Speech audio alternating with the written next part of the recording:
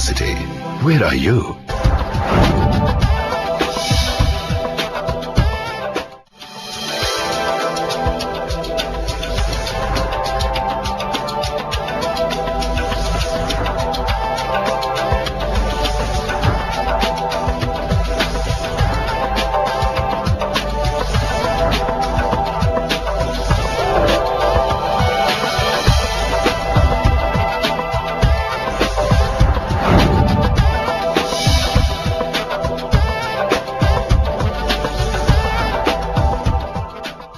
एक अनुमान के मुताबिक 2021 तक भारत विश्व का सबसे युवा देश बन जाएगा।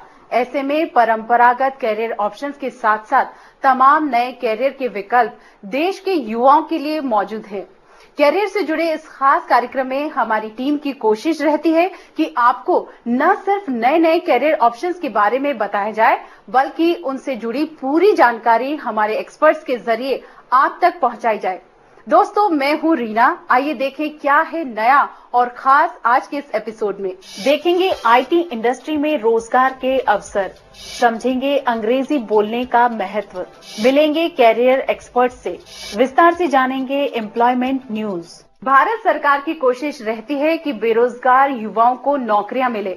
ऐसे में स्किलिंग के जरिए बेरोजगारी की समस्या से निजात पाने की कोशिश बड़े पैमाने पर की जा रही है। आप भी सर्टिफिकेट कोर्स करके स्किल्ड हो सकते हैं और अपने कैरियर की शुरुआत कर सकते हैं। ऐसे ही स्किल्ड कोर्स के बारे में देखते हैं इस सेगमेंट में, जिसका नाम है कैरियर दर्पण।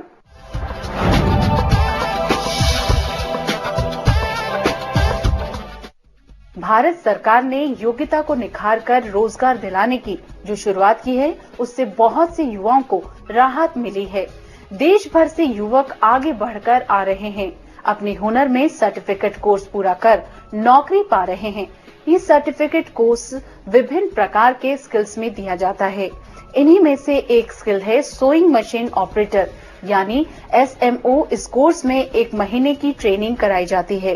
ट्रेनिंग के दौरान सिलाई सिखाई जाती है। इतना ही नहीं, विद्यार्थियों को सोइंग मशीन की पूरी जानकारी दी जाती है। मैंने कई जगह नौकरी की, मगर मैं टिक के नहीं कर पाया। कभी 1 महीना, कभी 2 महीना, क्योंकि मैं एक हेल्पर ग्रेड में था। मेरे पास कोई टेक्निकल नहीं था। मैं कहीं करता, मेरी बार बार जॉब छूट जाती थी, तो मुझे प्रॉब्लम आती थी। तो मैंने प्रॉब्लम का सॉल्यूशन देखा, कोर्स करके टेक्निकल हो जाएगा मेरे पास, फिर मुझे जॉब के लिए बार बार भटकना नहीं पड़ेगा। मैं इसको, और मुझे इसमें फ्यूचर भी दिख रहा है। ट्रेनी है, उसको सिखाते हैं कि एक तो मशीन को चलाते कैसे हैं, बेसिक सिलाइयां, आपने कफ बना रहे हो, कॉलर बना रहे हो, तो उसकी बेसिक सिलाइयां होती हैं, उसकी टेक्निक्स, उनको टेक्निकली समझाया जाता है कि मशीन को कैसे हैंडल करते हैं, मेंटेन भी कैसे करते हैं। बेसिक मेंटेनेंस मशीन की सिखाई जाती है और उस दौरान उनको कुछ बेसिक एक्सरसाइजेस देते हैं। उन एक्सरसाइजेस से ये जो ट्रेनी होता है उसको पता चलता है कि कैसे क्या क्या काम करने हैं, किस सीक्वेंस में करना है। और ट्रेनिंग के 1 महीने, तकरीबन लगभग 1 महीने की ट्रेनिंग होती है। उस 1 महीने के ट्रेनिंग के एंड में उन्हें एक टेस्ट दिया जाता है जिसमें उनकी कुशलता हम जांचते हैं। और जब वो एक सर्टेन लेवल पे, मतलब एक स्पीड से काम कर सकते हैं, एक क्वालिटी से काम कर सकते हैं, तो उनको कंपनी में, इंडस्ट्री के अंदर प्लेस कर देते हैं। रेडीमेड गारमेंट्स की इंडस्ट्री भारत में दूसरे स्थान पर है, जो देश की जीडीपी में अच्छा योगदान दे रही है।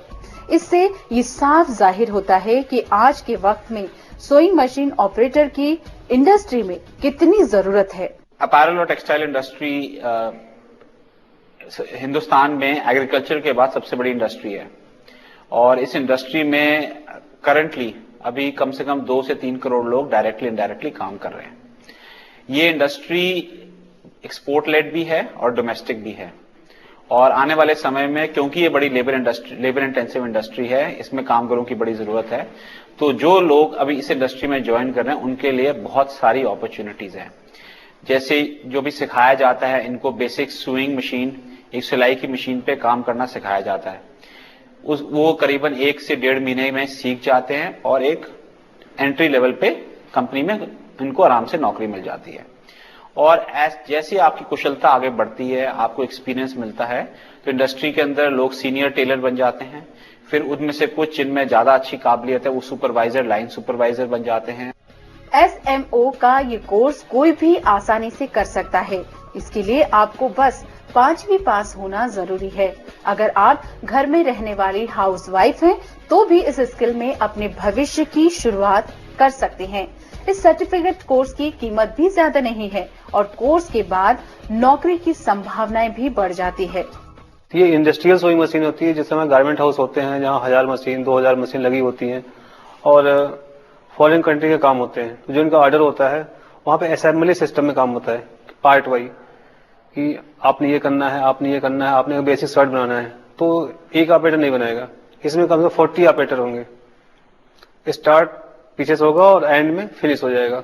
इस कोर्स के बाद एंटरप्रेन्योरशिप यानी खुद का व्यापार शुरू करने की पहल भी की जा सकती है। अच्छा इंडस्ट्री एक्सपीरियंस प्राप्त करने के बाद आप खुद का बिजनेस शुरू कर सकते हैं, यानी ये स्किल आपको कम पूंजी में भी सफल बना सकता है। एंटरप्रेन्योरशिप इस इंडस्ट्री में बहुत अच्छी अपॉर्चुनिटी है।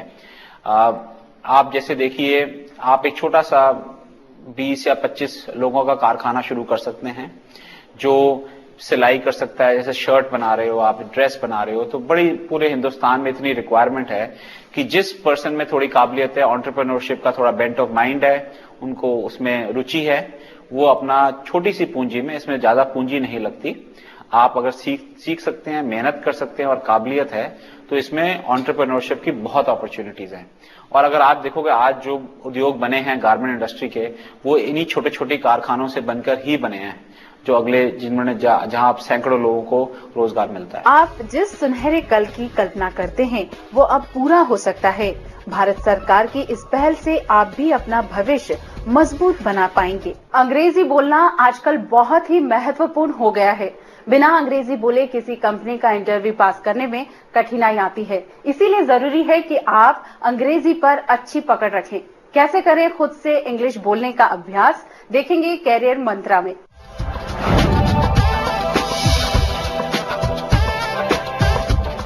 अंग्रेजी पढ़नी और लिखनी तो अक्सर हम सबको आती है, पर अंग्रेजी बोलने में हम सब संकोच कर जाते हैं। क्या आपको पता है, देश की जनसंख्या में से केवल 10% आबादी ही अंग्रेजी बोलती है। हमारी मोस्टली पॉपुलेशन हिंदी भाषी है। हमारे घरों में, हमारे ऑफिस में हम हिंदी में ही बात करते हैं। लोगों को इंग्लिश आती भी है, लेकिन हेजिटेशन की वजह से वो बोल नहीं पाते हैं। इंग्लिश कम्युनिकेशन आज के टाइम में बहुत इंपॉर्टेंट है। किसी भी फील्ड में, हम फार्मा फील्ड में बात करें या सॉफ्टवेयर फील्ड में बात करें या एक्सेट्रा एक्सेट्रा, हम किसी भी फील्ड में अगर जाके बात करें तो कम्युनिकेशन स्किल्स के बिना हम किसी भी लाइन में या किसी भी फील्ड में प्रोग्रेस नहीं कर सकते। विदाउट स्किल्स हमें कोई भी ग्रोथ नहीं दे सकता किसी भी फील्ड में। इंग्लिश आज के दिन में सबसे इम्पोर्टेंट डिमांड में है, क्योंकि बिना इंग्लिश के नॉलेज का किसी को आज के दिन में कैरियर ब्रेक तो पर्टिकुलरली नहीं मिलेगा, और पर्सनल और इंटरप्रेन्योर ग्रोथ के लिए भी इंग्लिश की रिक्वायरमेंट बहुत ज्यादा है। हम लोग ग्लोबल मार्केट के मेंबर्स हैं, सो जो भी हम काम करते हैं वो ग्लोबली रिलेटेड होता है। तो ग्लोबली रिलेशन में क्या होता है कि लैंग्वेज प्रॉब्लम आती है, एंड इंग्लिश एक ऐसा लैंग्वेज है जो हर कोई बोलता है, समझता है। ग्लोबलाइजेशन के इस युग में अंग्रेजी भाषा का वर्चस्व पूरी दुनिया पर है। खासकर युवाओं के करियर में इसकी अहम भूमिका है। किसी भी कंपनी में नौकरी पाने के लिए आपको personal interview, basic English test आदि देने की जरूरत पड़ती है। अंग्रेजी के इस्तेमाल से आप अपने व्यक्तित्व को और भी निखार सकते हैं और करियर में सफलता पा सकते हैं। पर्टिकुलर यूथ्स के लिए इंग्लिश की सबसे ज्यादा महत्ता है, जो जॉब सीकर्स हैं, जो बिजनेस करने वाले हैं, क्योंकि आज के दिन में हम ग्लोबल मार्केट के मेंबर हैं।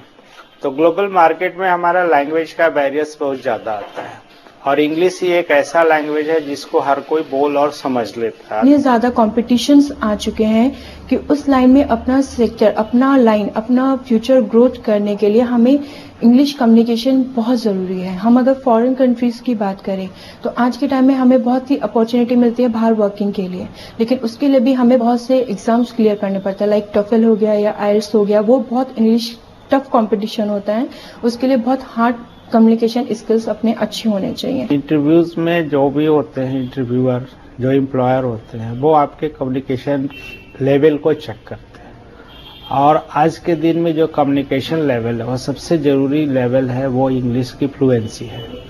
आपको कहीं भी क्लाइंट से डील करना है, मार्केट में डील करना है, बिजनेसमैन से डील करना है, आपको कम्युनिकेट करने के लिए इंग्लिश की जरूरत होती है। पर्सनालिटी डेवलपमेंट करने के साथ ही अंग्रेजी से जुड़े तमाम ऐसे रोजगार हैं जो इंग्लिश स्पीकिंग से आपको अच्छी नौकरी प्रदान कर सकते हैं। जैसे आप गाइड बन सकते हैं, इंटरनेशनल बीपीओ में जॉब कर सकते हैं, टूरिज्म इंडस्ट्री में भी आप नौकरी कर सकते हैं। आज के दौर में इंग्लिश अगर देखा जाए तो ये बहुत मेजर एम्प्लॉयमेंट टूल भी साबित हो रहा है। अगर आप इंग्लिश में महारत रखते हैं या एवरेज लेवल से थोड़ा सा ऊपर अगर आप अंग्रेजी में बोल सकते हैं, लिख सकते हैं, कम्युनिकेट कर सकते हैं, तो आप फॉरेन एम्बेसीज में, गवर्नमेंट की जो दूसरी एजेंसीज होती हैं, मिनिस्ट्री ऑफ एक्सटर्नल अफेयर्स में आपको इंटरप्रेटर का काम मिल सकता है, ट्रांसलेटर का काम मिल सकता है। उसके अलावा आप अपना कोई काम करना चाहते हैं तो आप फ्रीलांसर, एक गाइड के रूप में भी काम कर सकते हैं, जो कि टूर एंड ट्रेवल बिजनेस में इसकी बहुत ज्यादा जरूरत होती है। उसके अलावा आप अपना ट्यूटोरियल भी चला सकते हैं। औरों को फराटेदार इंग्लिश बोलता देख आपका भी मन करता होगा कि हम भी फ्लुएंट इंग्लिश बोलें। आप भी अंग्रेजी बोलने में एक्सपर्ट हो सकते हैं। बस आपको जरूरत है स्वयं अभ्यास करने की। विलिंगनेस टू लर्न एक एसेंशियल एट्रीब्यूट है, वो आपके अंदर होना चाहिए। उसके लिए आप अपने लेवल से शुरू कर सकते हैं, जैसे कि आप इंग्लिश न्यूज सुनने की आदत डालें। उससे आपको जो अंग्रेजी की टर्मिनोलॉजीज हैं, जो वोकेबुलरी है, वो सुनने की आदत पड़ेगी तो आपकी जान पहचान बढ़ेगी इंग्लिश से। इंग्लिश न्यूज़पेपर और मैगजीन्स पढ़ने की आप आदत डालें। जहां लोग अंग्रेजी बोलते हैं उस ग्रुप का हिस्सा बने। जितना ज्यादा हम अपनी डेली के रूटीन में इंग्लिश यूज करेंगे उतना ज्यादा हम बेटर कर सकते हैं। प्रॉपर लाइंस लिख के या किसी टेंस को लिख के हम नहीं सीख सकते। जितना ज्यादा हम अपने वर्किंग शेड्यूल में इंग्लिश यूज करेंगे उतना अच्छा हम उसमें प्रोग्रेस करेंगे। ग्लोबलाइजेशन के चलते देश में अंग्रेजी आम बोलचाल में शुमार हुई है। इंग्लिश स्पीकिंग आज के टाइम में सबकी जरूरत बन गई है। इसीलिए अंग्रेजी सीखने और बोलने का अभ्यास करके आत्मविश्वास को बढ़ाया जा सकता है, जो कि किसी भी कैरियर में सफलता पाने में अहम भूमिका अदा करता है। कैरियर के विकल्प और भी हैं, जानेंगे, लेकिन इससे पहले लेते हैं एक छोटा सा ब्रेक।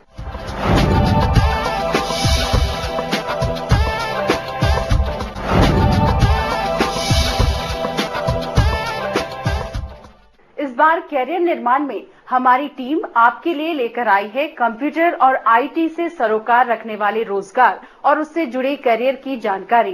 कैसे बने प्रोग्रामर, जानेंगे इस सेगमेंट में।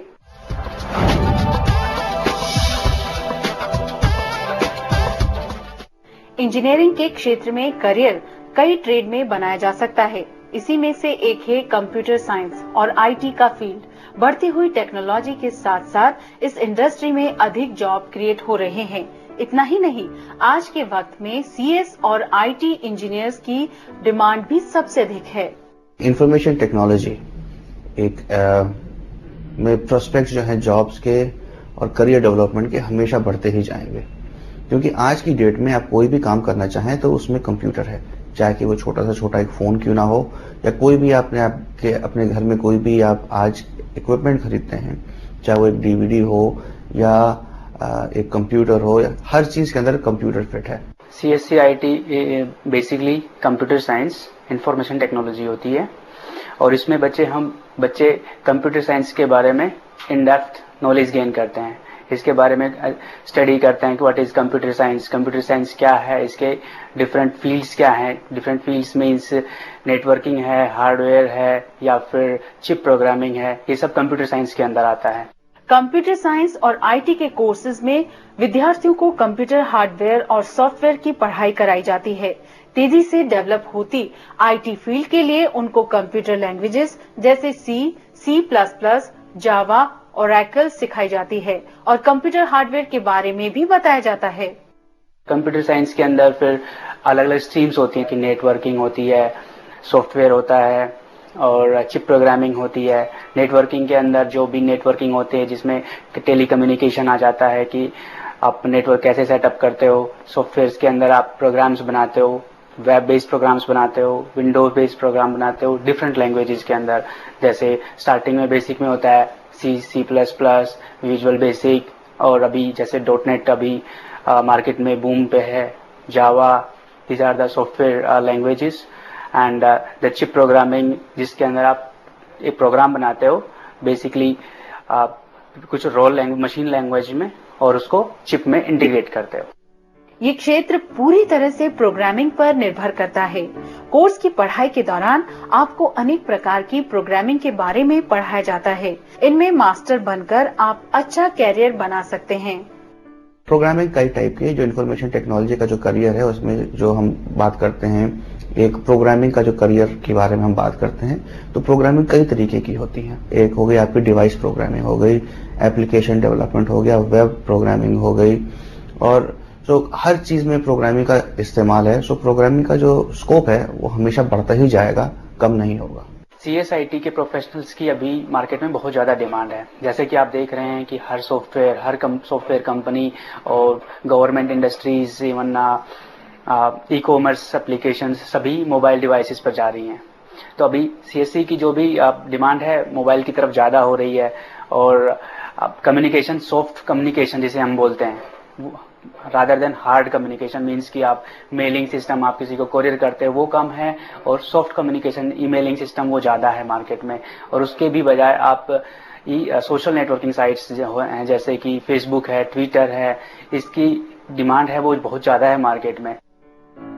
किसी कॉलेज से बीटेक की पढ़ाई करने के बाद आप IT के क्षेत्र में अच्छी शुरुआत कर सकते हैं, लेकिन आप अच्छे प्रोग्रामर बनेंगे इस बात की गारंटी नहीं है। एक अच्छा प्रोग्रामर बनने के लिए आप में कुछ गुण होना बेहद जरूरी है। जब भी अपने करियर का आप चयन करते हैं, आप करियर को उस बारे में डिसाइड करते हैं, तो आप ये ना सोच के डिसाइड करें कि किस में आपको ज्यादा पैसा मिलने वाला है, पर इस चीज को मान के चले कि किस चीज में आपका इंटरेस्ट है। क्योंकि इस काम को आपने दिन में 8 से 10 घंटे करना है, और अगले कितने साल, 20-25 साल आपने कम से कम इसमें काम करना है। तो इसको मान के चलें।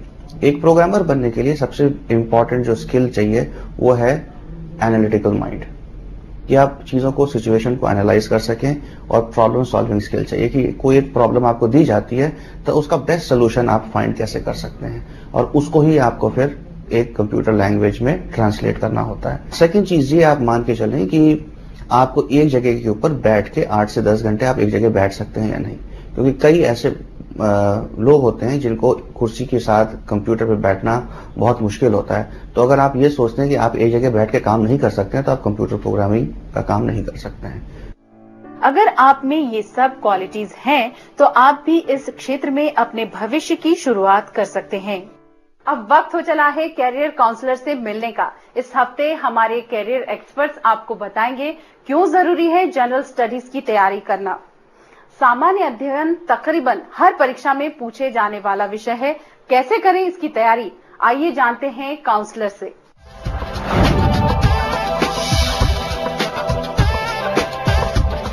GS यानी जनरल स्टडीज ऐसा विषय है जो सारे कॉम्पिटिटिव एग्जाम में आता है, जैसे बैंकिंग, रेलवेज, PCS, सरकारी अन्य नौकरियों में।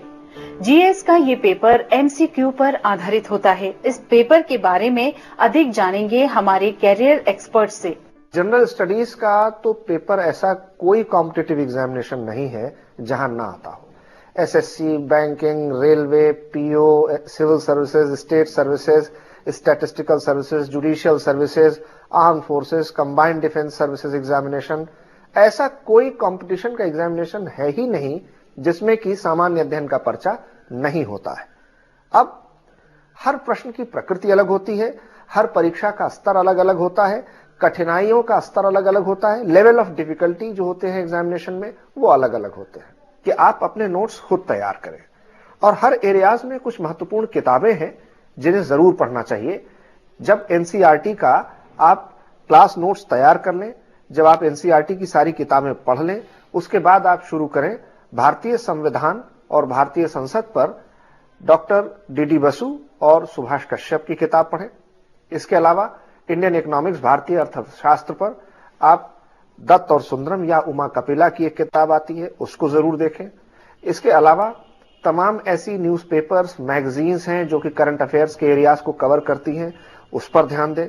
और भारत सरकार के सूचना एवं प्रकाशन विभाग के द्वारा 2 जर्नल्स निकाले जाते हैं जिनको हम योजना और कुरुक्षेत्र कहते हैं। इससे भी सिविल सेवा में और ऐसे के पेपर में बहुत सारी तैयारी करने में मदद मिलती है। प्रत्येक परीक्षा के लिए क्वेश्चंस अलग होते हैं, पर इसमें कवर होने वाले विषय लगभग एक ही होते हैं। यूपीएससी द्वारा संचालित प्री मेंस में भी इसका अधिक वेटेज होता है। सिविल सेवा की परीक्षा की अगर आप तैयारी करते हैं तो आप संघ लोक सेवा आयोग में जिस तरह के प्रश्न पूछे जाते हैं, सिविल सेवा की परीक्षा का जो स्तर है, जो कठिनाइयों के आधार पर प्रश्न तैयार किए जाते हैं, अगर आप उसको तैयार करेंगे, भारतीय सिविल सेवा के लिए जो संघ लोक सेवा आयोग के परीक्षा का पाठ्यक्रम है उसको ध्यान में रखकर तैयार करेंगे, तो जितनी भी प्रतियोगी परीक्षाएं हैं आप उनमें बहुत आसानी से इस परीक्षा के आधार पर सामान्य अध्ययन के पर्चे को कर सकते हैं, क्योंकि लेवल ऑफ डिफिकल्टी यूपीएससी का सबसे ज्यादा है और इसलिए state services, banking, PO, combined defence services examination, judicial services, इन परीक्षाओं में जनरल स्टडीज की तैयारी अपने आप हो जाएगी। जनरल स्टडीज यूं तो विषय एक ही है, लेकिन इसे कई भागों में बांटा गया है। इसका सिलेबस बहुत ही ज्यादा वास्ट है। इसमें कवर होने वाले सब्जेक्ट हैं history, geography, civics, economics, current affairs आदि। प्रारंभिक परीक्षा में जिन विषयों पर ध्यान देना है उनमें constitution, polity, governance, environment and ecology, history, geography, economics और करंट अफेयर्स। जबकि अगर हम मेन एग्जामिनेशन की बात करते हैं तो मेन एग्जामिनेशन में यही एरियाज हैं, लेकिन दो चीजें और पेपर नए जुड़ गए हैं, जिसमें वर्ल्ड हिस्ट्री और इसके साथ साथ एथिक्स, इन पर भी ध्यान देने की जरूरत है। अब जब आप तैयारी शुरू करते हैं इन एरियाज की, तो इनका कोई डिफाइंड सिलेबस नहीं है, कोई एक निर्धारित पाठ्यक्रम नहीं है कि आप सिर्फ इतना पढ़ें इतना ना पढ़ें। इसलिए हमेशा शुरुआत फाउंडेशन से करनी चाहिए, बेसिक बनाकर करना चाहिए। मतलब कि NCERT class 9, 10th, first year, second year, इनकी जो सोशल साइंसेस की किताबें हैं, यानी कि history, geography, civics, economics, environment and ecology, इनसे शुरुआत करनी चाहिए। साथ ही एक अच्छा एटलस, कोई भी स्टूडेंट्स एटलस, उस पर नोट बनाना चाहिए, वर्क करना चाहिए। कौन सी चीजें कहां पर हैं, भौगोलिक, राष्ट्रीय, अंतरराष्ट्रीय स्तर पर नदी, पर्वत, पठार, क्षेत्र, इनका क्या विभाजन है, भारतीय भूगोल, विश्व का भूगोल, इसके बारे में पूरी जानकारी स्पष्ट होनी चाहिए। करंट अफेयर्स जीएस में कवर होने वाला एक ऐसा टॉपिक है जिसमें देश विदेश में होने वाली गतिविधियों के बारे में सवाल पूछे जाते हैं। करंट अफेयर्स में आप अपने समाज, अर्थव्यवस्था, राजनीति, विज्ञान, शासन, प्रशासन, राष्ट्रीय अंतर्राष्ट्रीय स्तर पर जो भी बदलाव हो रहा है, जो भी नया घट रहा है, वो क्यों हो रहा है, उसके कारण क्या हैं, उसका विश्लेषण करने की आवश्यकता है और उसकी अवधारणा को समझने की जरूरत है। इससे जुड़े हुए आपको तथ्य, जानकारी, सामग्री आपको एकत्रित करना होगा और इसीलिए करंट अफेयर्स के लिए आपको रेगुलर वेबसाइट्स पर अपडेट रहना चाहिए, आपको regular newspaper, magazine, competition magazines, इनको पढ़ना चाहिए और आपको लगातार अपने नए नोट्स बनाते रहने। अगर आप किसी भी कॉम्पिटिटिव एग्जाम की तैयारी कर रहे हैं तो जनरल स्टडीज के विषय पर ध्यान देना अति आवश्यक है, क्योंकि इसमें अच्छे मार्क्स आपको परीक्षा क्लियर करने में मदद कर सकते हैं। मिलते हैं एक ब्रेक के बाद।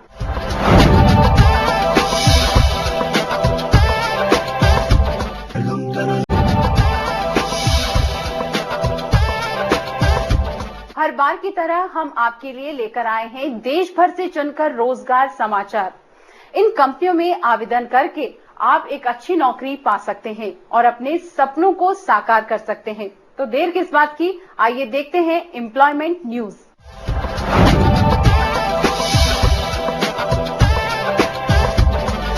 East central railway sports quota के भीतर आवेदन आमंत्रित करता है। यदि आप बास्केटबॉल, हैंडबॉल, हॉकी आदि जैसे खेलों के प्लेयर्स हैं तो तुरंत अप्लाई करें। आवेदन करने के लिए अंतिम तिथि 13 जनवरी 2015 है। अधिक जानकारी के लिए वेबसाइट पर जाएं।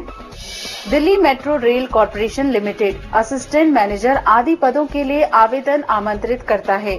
आवेदक के पास पद अनुसार क्वालिफिकेशन होना जरूरी है। आवेदन करने के लिए 14 जनवरी 2015 से पहले वेबसाइट पर जाएं। मध्य प्रदेश स्थित पुलिस हेडक्वार्टर विभिन्न पदों के लिए आवेदन स्वीकार करता है। आपके पास पद अनुसार डिग्री होना जरूरी है। अधिक जानकारी या ऑनलाइन अप्लाई करने के लिए 14 जनवरी 2015 से पहले दी गई वेबसाइट पर जाएं। MESCOM यानी Mangalore electricity supply company limited में विभिन्न पदों के तहत रिक्तियां हैं। असिस्टेंट लाइनमैन के पद के लिए आवेदन करने हेतु आपके पास इलेक्ट्रिशियन के ट्रेड में सर्टिफिकेट कोर्स होना अनिवार्य है। अधिक जानकारी के लिए 14 जनवरी 2015 से पहले दी गई वेबसाइट पर जाएं। West Bengal state electricity distribution company limited यानी WBSEDCL assistant engineer assistant manager के पद के लिए आवेदन स्वीकार करता है। आवेदन करने के लिए अंतिम तिथि 9 जनवरी 2015 है। अधिक जानकारी के लिए इसकी वेबसाइट पर जाएं। मित्रों, हर हफ्ते आपके ईमेल्स का हमें बेसब्री से रहता है इंतजार, इसलिए हमें ईमेल्स करते रहिए। हमारा ईमेल आईडी है bckdnews@gmail.com। आप हमें हमारे फेसबुक पेज पर भी फॉलो कर सकते हैं। एपिसोड को दोबारा देखने के लिए आप हमारे यूट्यूब पेज पर भी जाकर सब्सक्राइब कर सकते हैं। आज के कार्यक्रम में बस इतना ही। अगले हफ्ते नए कैरियर ऑप्शंस के साथ फिर होगी मुलाकात। तब तक के लिए हमें दीजिए इजाजत। नमस्कार। इस कार्यक्रम के प्रायोजक थे World is here at Sharda University. Where are you?